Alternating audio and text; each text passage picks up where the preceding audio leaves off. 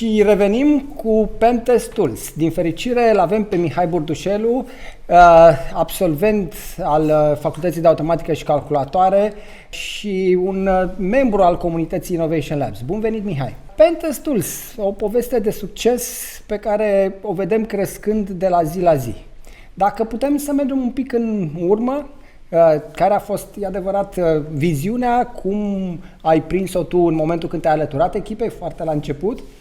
Ce este Pentest Tools astăzi, te rog? Eu am intrat în Pentest Tools în anul 2018, cu un an după ce a câștigat Innovation Labs.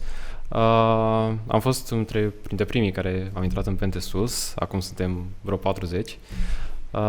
Am crescut destul de mult, suntem de 10 ori mai puternici decât am fost când am venit eu. Am învățat multe lucruri pe partea de interacțiune cu clienții, de a afla ce nevoi au și de a dezvolta soluții orientate pe client. Practic, ce am învățat eu ca student în Innovation Labs a fost că trebuie să te axezi foarte mult pe client, pe cel căruia îi produci valoare. Cum vezi tu oportunitățile pentru un student care face inginerie, are o pasiune, un interes către zona de securitate în viitor apropiat? Acum sunt mult mai multe materii în facultate care se adresează fix domeniului acestuia și mult mai multe resurse online din care poți să înveți. Poți să faci un CTF în cadrul unei platforme cum ar fi TryHackMe, poți să faci Academia de la Burp, care te trece prin OWASP Top 10, cele mai comune vulnerabilități.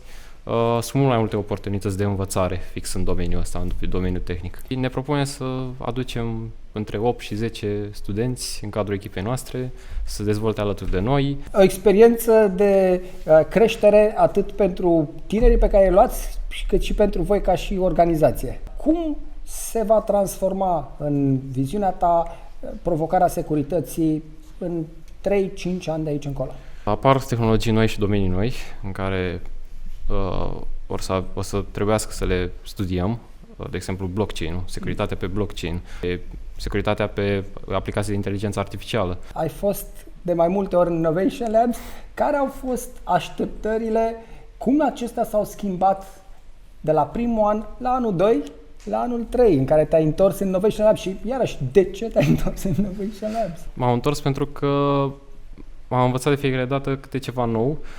În primul an eram un proaspăt boboc și credeam că totul se învârte în jurul tehnologiei. Dacă făceam o aplicație șmecheră, puteam să o vând oriunde.